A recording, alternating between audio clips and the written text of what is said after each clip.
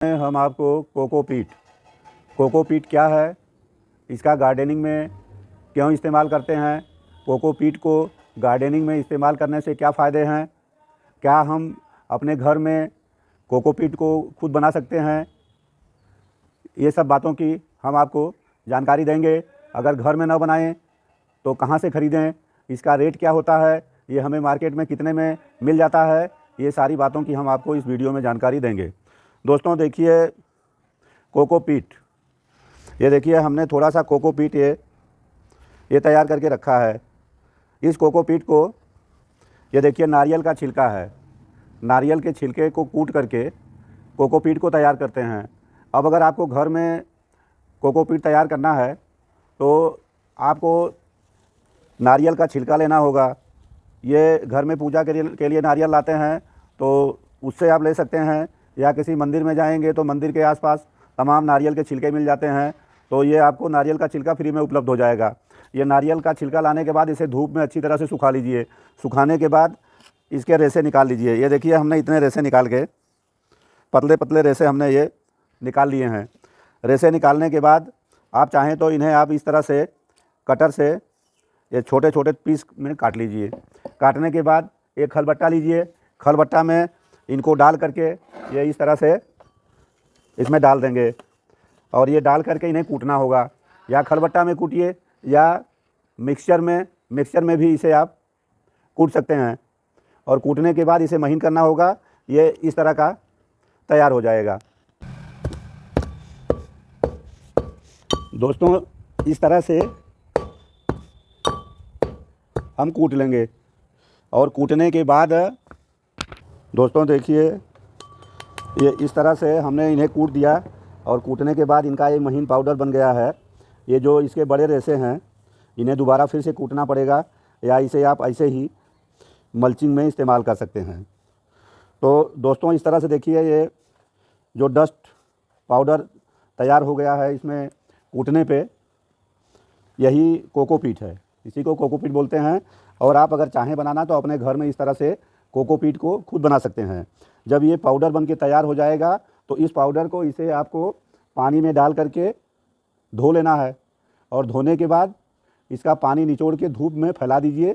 जब ये सूख जाए तो आप जहाँ चाहें वहाँ इस्तेमाल कर सकते हैं।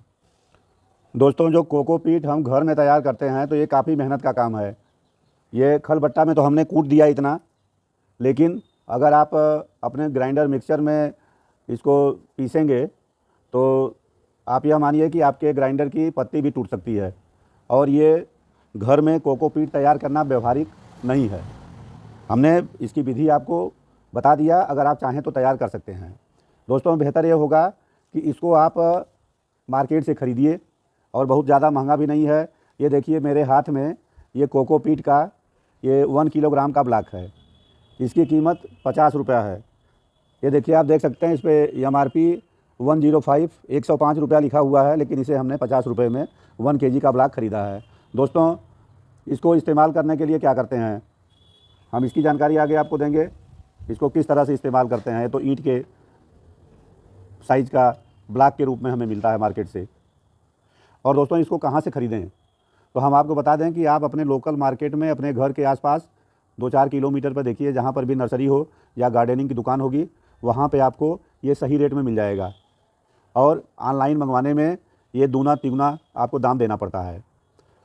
और अगर आपको ख़रीदना है तो आप कम से कम 5 किलो का ब्लॉक खरीदिए। 5 किलो का लेंगे तो 40 रुपया किलो आपको पड़ जाएगा। 200 रुपये 250 रुपये में आपको 5 किलो मिल जाएगा। और 1 किलो का लेने पे महंगा पड़ता है। मैं ये 1 किलो का MRP 105 है, इसको मैं 50 रुपये में केवल ख़रीद के लाया हूँ। दोस्तों इसको हम इस्तेमाल के लिए कैसे तैयार करते हैं। दोस्तों इस कोकोपीट को यूज के लिए तैयार करने से पहले हम आपको बता दें कि इसके इस्तेमाल से हमको गार्डनिंग में क्या फ़ायदा मिलता है। तो दोस्तों इसको जहाँ कहीं भी इस्तेमाल करते हैं, ये कोकोपीट जल धारण की क्षमता को बढ़ाता है। ये नमी को एब्जॉर्ब करके रखता है और इसकी नमी काफ़ी दिनों तक बनी रहती है। हमें पानी कम देना पड़ता है।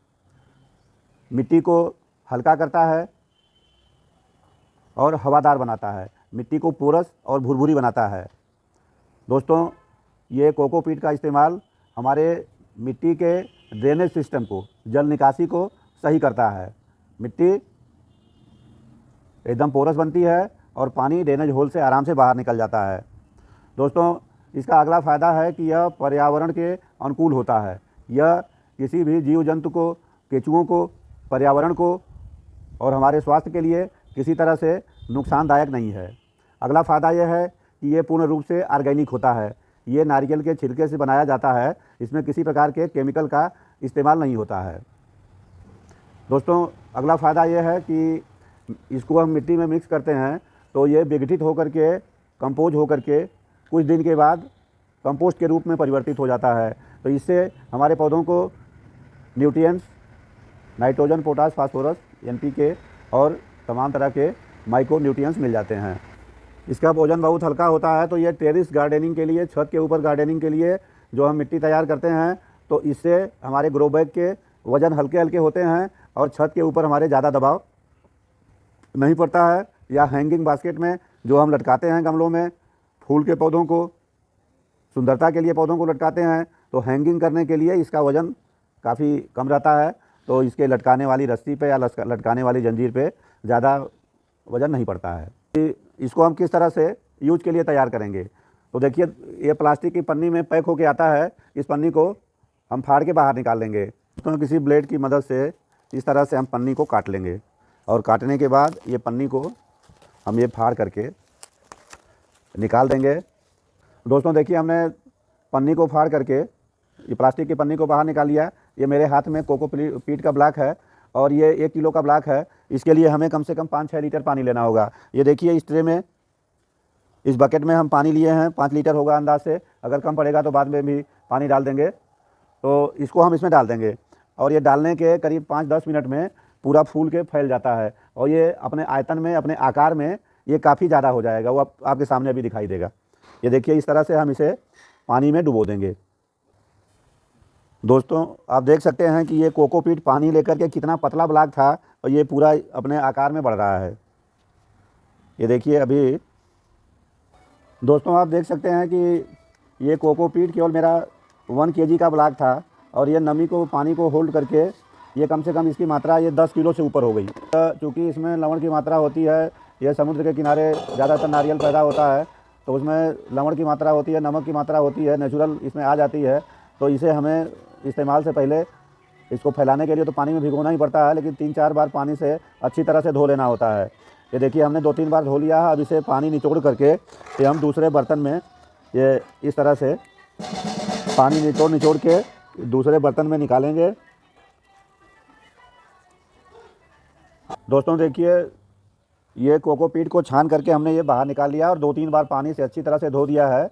अब इसे हम इस बोरा के ऊपर इस तरह से पतला फैला करके 2-3 दिन सुखाएंगे। इस तरह से इसको हम सुखवा लेंगे।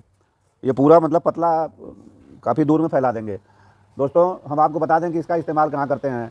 अगर आप पोटिंग मिक्स तैयार कर रहे हैं, गमले की मिट्टी तैयार कर रहे हैं, तो मिट्टी तैयार करने में आप 50% नॉर्मल गार्डन सॉइल लेते हैं, 25% काऊ डंग कंपोस्ट लेते हैं, तो 25% आप इस कोकोपीट को मिला सकते हैं।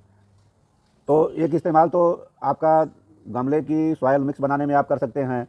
दूसरा इस्तेमाल, अगर किसी पौधे की आप कटिंग लगा रहे हैं, तो कटिंग लगाने में इसका इस्तेमाल करेंगे तो कटिंग को पकड़ने में आसानी रहती है।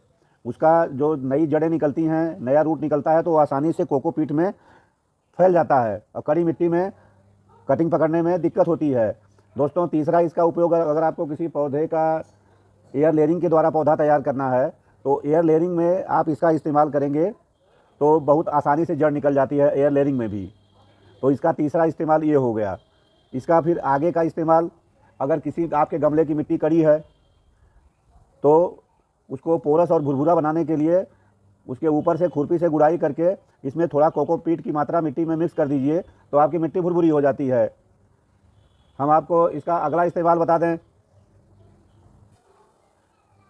अगर सीड लिंक में कोई बीज हम तैयार कर रहे हैं, बैगन हुआ, टमाटर हुआ या किसी फूल का सीड हुआ, तो सीड तैयार करने में मिट्टी में 20-25% कोकोपीट ज़रूर मिक्स कर देना चाहिए। इससे मतलब उसके जर्मिनेशन में बहुत सहूलियत होती है।